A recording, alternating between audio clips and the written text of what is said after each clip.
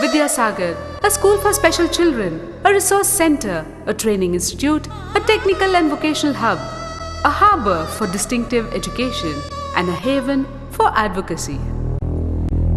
So, what is it that makes Vidya Sagar so unique and yet astounding? Vidya Sagar, with a humane element that creates a positive aura, accentuating the spellbound ambience.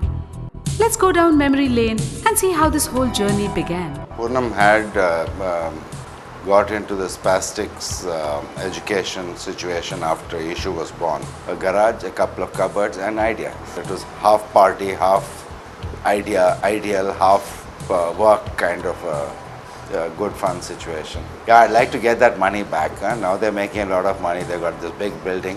If Poonam doesn't mind, I could use that money. Poonam was very determined that all children should benefit, and that is how this whole thing came about. And I think we started with about 3 kids, including Ishu. I helped her do a little bit of the administration work, and in starting the school in T Nagar. In Poonam, they have found a great person who has taken them through all their difficulties. She's a great friend and we are very proud of her. When I saw Poonam, I told her to join dance. She talked about education and children and all that. Then we thought of via media we'll start with posters. Today I'm quite surprised that 20 years have gone by, and I see Poonam the same way as I saw her before. I realize that she has made not just a walk past, but a big sweep she has made into this area. I remember sitting on the floor. I must have been making a racket, so they gave me a paper and a pen to draw while everyone was making the logo. And I drew this nice fat cat with walking on a beach with little footprints going down. I think it was carrying balloons in one hand. They thought that was as good as the walking figure of a man with a walking stick, so they decided to use it for their first poster.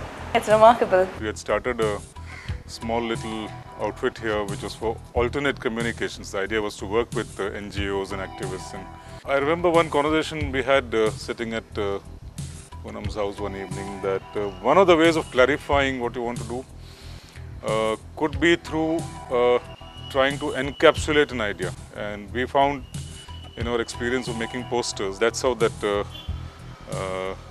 little chapter in Poonam and Nattu's garage began. I still can't believe that the garage has become this huge institution. It didn't seem like the beginning of something. It didn't seem like a momentous occasion where 20 years later you'll have this absolute pillar called Poonam Natarajan who's holding the fort. I met Nattu and Poonam 25 years ago, and in fact my husband landed in Delhi on the day Ishu was born, so probably there must be some kind of a connectivity there. I remember I used to carry both Siddharth and Ishu on both my hands, and all of us used to go out together and spend lots of fun times together. When Nattu got a transfer to Madras, I think she didn't know what to do. She was trying to figure out, and then she just decided that she'll start a little school in the garage with just 3 kids, Ishu being one of them. Basically, she started teaching the parents acceptance, positive thinking. It just kept evolving like this with teachers, parents, friends, volunteers, the children, everybody doing their little bit to help. In 20 years, it's like watching your child grow from a toddler to, taking big strides now, which is a wonderful feeling. We all used to meet in Poonam's house, endless number of meetings and chai and biscuits, and the nice thing was that it was so informal. To begin with, we made posters. Just posters to tell people that such a society is going to be born. Before we knew it, Spastic Society was born.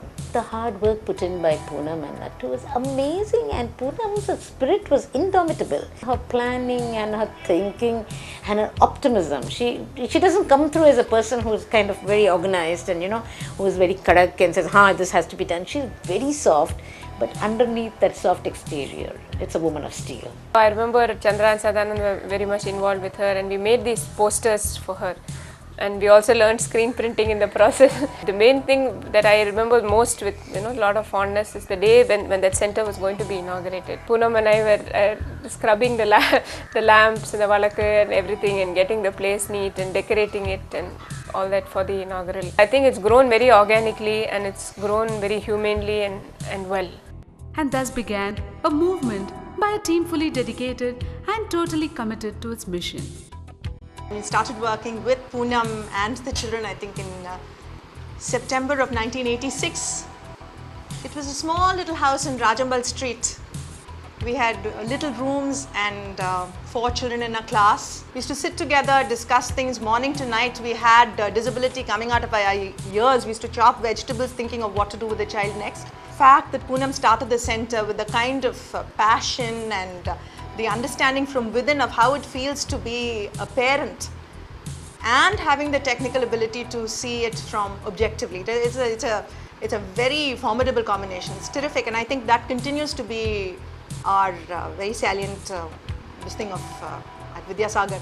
I think when good thoughts and good actions and need come together, well, things just happen. I met Poonam and I decided that this is the place I'm going to be work with, and so I started work in that center in 1986. Then it was a very small family. All of us used to meet every day, have lunches together and constantly discuss about special needs and what we are going to do, how are we going to meet the needs of children. Today I can't believe that it has become such a large extended family. We don't even know some of our second or third cousins. I remember we used to do a lot of multitasking those days. There were 19 children and a few staff members, and Bulogam was the only ayah available then. So we used to do Bulogam's job sometimes, taking them to the toilet, cleaning up all our kids, and then do fundraising and be a special educator, or also train them in occasional skills, everything, a lot of multitasking. I really don't know how we managed, but it was real fun. We all have such fun doing what we are doing that the work becomes special. And I think that is one very, very important thing. There's an element of joy and fun there, which obviously infects the children.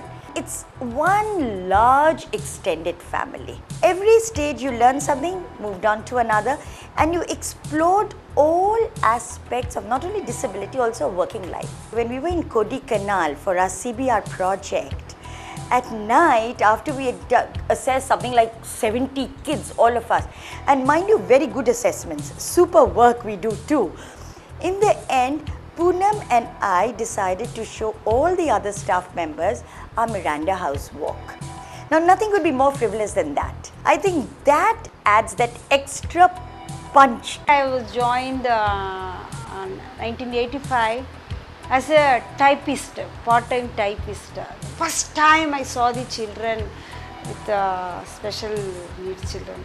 But then I myself questioned, why should I doing this work instead of doing typing? How I can work with the children? No. One fine day, Poonam and Abba asked me, are you interested being with the children, working with the children?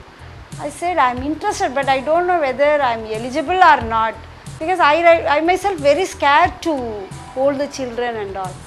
Then my Abba said, no, you are really very good, you can work with the children, why can't you start training? On the job itself, I myself learned. But really I must thank Abba, Asha, and I got knowledge of physiotherapist and speech therapist and special educator also. Because for special educator, I have underwent lots of diploma courses and even speech therapy, everything. Now I become today my position is the head of the special training unit. Push me like this only, so that today I learnt a lot through my elders, seniors, especially my children. I'm really very proud, I'm very happy to say that I've learnt everything from my children, especially my first son, my first baby, Ishwar Natarajan. So magnificent was the fruitful experience of selfless love and unconditional service that nothing could stop Poonam from cutting her own niche and realizing her dream. My initial experience was quite devastating. I mean, we got no support from the doctors. Nobody was there to explain to you what exactly was the problem. Was it a short-term problem? Was it a long-term problem? So I really was looking at a kind of a parent support system, enabling parents, and also finding a peer group for issue. We moved from a garage, we moved to a bungalow, and then we moved into another NGO, and we have our own purpose-built building. It's incredible how the spaces have also still kept growing. Well, first of all, I can't believe that 20 years are over. It's brought me to the center of life, something that has kept me going. I do hope and wish all the very best to Vidya Sagar. Vidya Sagar, a 20-year-old maiden who's all set to captivate the world with her gracious attributes. The people in Vidya Sagar are amazing people. There's so much of positive energy with them. And they make the most difficult things feel it's so easy to do. I just have to go to Vidya Sagar, sit there for 5-10 minutes, feel the energy, positive energy around, and I'm charged. It's commitment. The way Poonam, her team, and Vidya Sagar works, this school will go on and on and on. Let's all join hands to make this world a better place to live in peace, harmony, and solidarity.